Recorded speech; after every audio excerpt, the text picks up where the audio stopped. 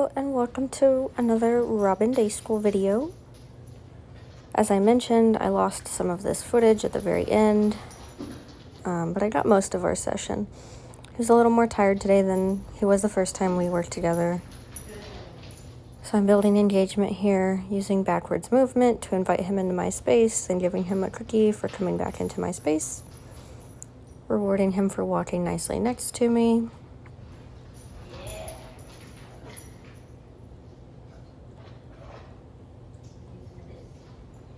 And then forward movement to ask him to leave my space, and then tossing a treat out when he does so.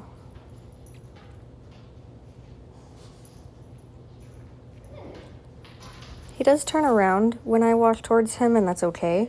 I think it would be kind of hard for him to walk straight backwards, like I guess I would prefer. But you just have to make sure that he can see the treat when you throw it, since he turns around.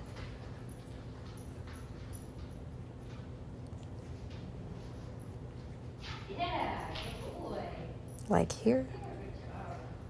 There we go.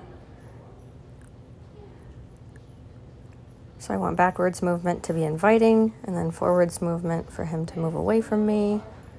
And that's just teaching him what spatial pressure means and that it does have a meaning, so that you can use it on walks. Or like right here, when I stepped backwards, I was kind of giving him a cue to come back to me after I threw that treat on the ground. And he did a lot better with this time. He did great last time. He caught on super fast, but he remembered it this time. So you can see he checks in a whole lot more readily than he did last time. So he feels the leash pressure, turns around. And so I also started getting him back into a heel position with a treat lure when he does check in. So getting him used to being in that heel position, and that heel position meaning that we can move forward and that he can have that cookie that he forgot about.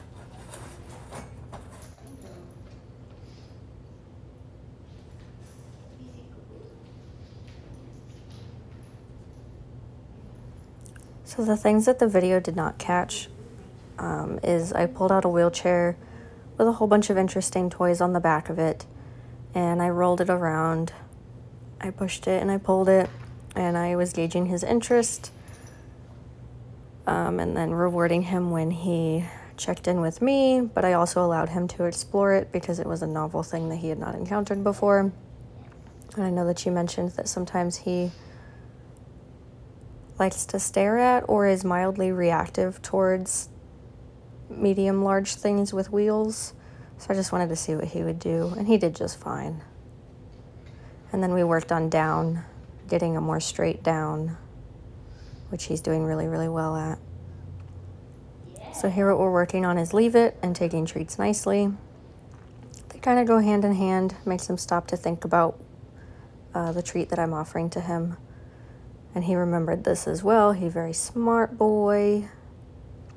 So what I start doing is opening my hand and then asking him very politely to leave it. And if he goes towards the food, I close my hand. But if he does leave it, then I offer him a cookie. So he doesn't know what the word leave it means right now, because this is the first time that I've said it. I don't know if you use it.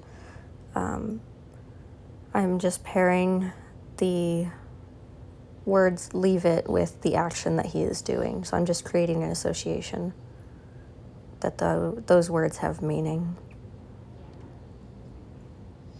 And you'll see I'm rewarding from my other hand. So as we start doing leave it, we want to start rewarding from our other hand this time, and in the future. Because typically if we ask them to leave something, we're not going to then go, oh, okay, you can have it.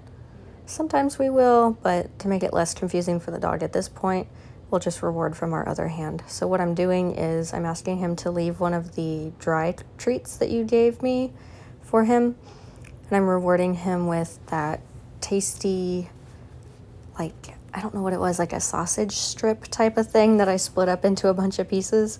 So I'm asking him to leave a lower value item and giving him a higher value item.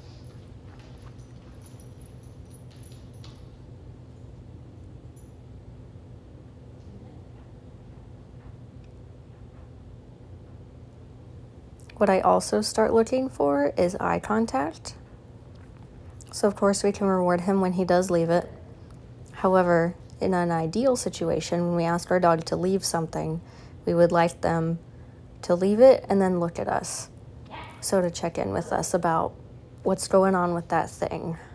And then in the future, if we work really hard at this, the ideal is that the dog will see something that we typically ask them to leave, like another dog or a dead thing on the ground or pieces of food on the ground or something like that. And we won't even have to ask for the leave it command. They will just look at it and then look at us and expect that treat. So that way they're kind of making the decision to leave it and making really good choices and then looking to us for what they should do about that.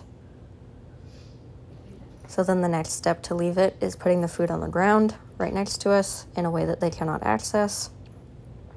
And this is more difficult. So we're upping the difficulty. But again, asking him to leave lower value treats, rewarding him with a higher value treat. So if he goes towards that food on the ground, I put my hand over it. I will not keep asking him to leave it. I want to say leave it once and then it mean what it means. I'm not going to say it again unless he's like really struggling. And then I toss a cookie to reset him. And he keeps offering a down, which is, yes, he's not wrong. That's what the lure for a down looks like. But because I'm not saying yes and rewarding him for it, hopefully he does not start to associate that that's what I'm asking him to do. But it's okay if he downs while you're working on this.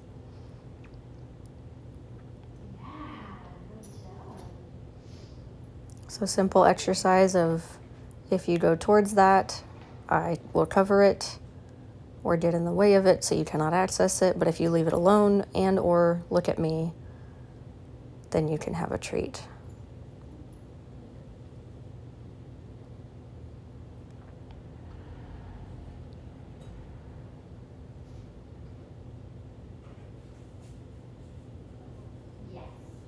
And there he gave me eye contact, so I immediately gave him a cookie for that.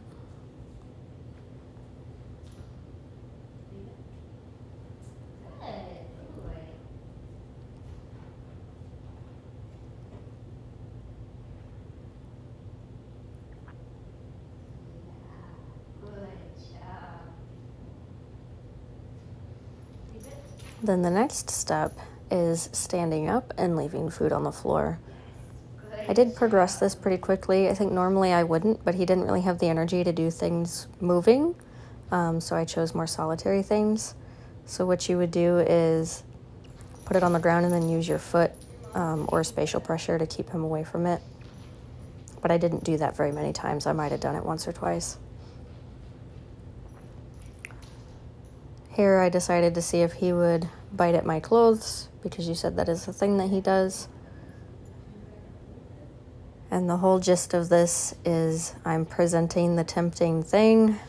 If he does not do the undesirable behavior, I will give him a reward.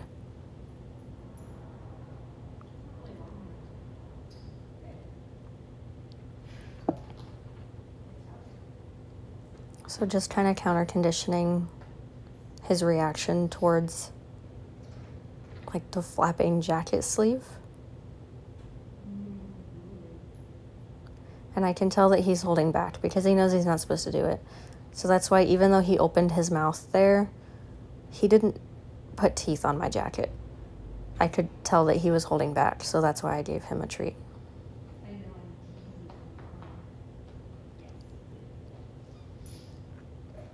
So presenting the trigger that usually triggers overexcitement and mouthing, and then he does not do it, so I reward.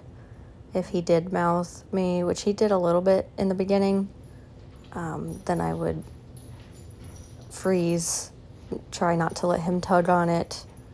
I wouldn't ask him to leave it at this point because he doesn't know what leave it means. But just wait him out for a better behavior. This is our work with the wheelchair, but the video cut out halfway through. So yeah, the wheelchair has some real fur toys on it too, so it makes it super interesting. But basically just rewarding for engagement with me versus the thing. But he is allowed to interact with the thing. I did use a little bit of spatial pressure a couple seconds ago because I didn't want him to bite the toys, since these are Lindsay's dog's toys. But yeah, thank you so much for watching.